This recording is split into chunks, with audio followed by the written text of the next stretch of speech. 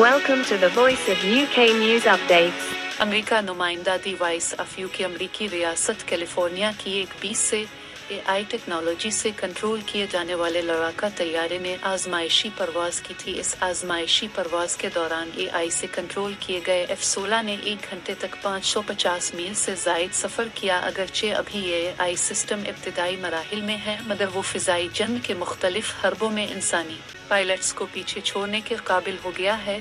अमरीकी फ़िज़ाइया की जानिब से AI टेक्नोलॉजी पर काफ़ी काम किया जा रहा है, क्योंकि इसके ख्याल में ये दुनिया भर में जंगी कार्रवाइयों को बदल देने वाली टेक्नोलॉजी है। इस टेक्नोलॉजी को 1000 से ज़ायद लड़ाका तैयारों का हिस्सा बनाया जाएगा और ये तारीख 2028 तक काम ऑपरेशनल हो जाएंगे। लड़ाका तैयारे की आजमाइशी परवाज में US एयर फोर्स के सेक्रेटरी फ्रैंक कैंडल भी सवार थे।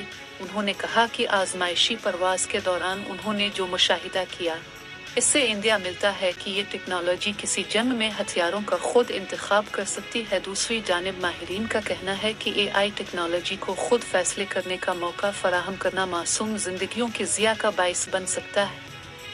आर्टिफिशियल इंटेलिजेंस AI टेक्नोलॉजी को ज़िंदगी के मुख्तलिफ शुबों में इस्तेमाल किया जा रहा है।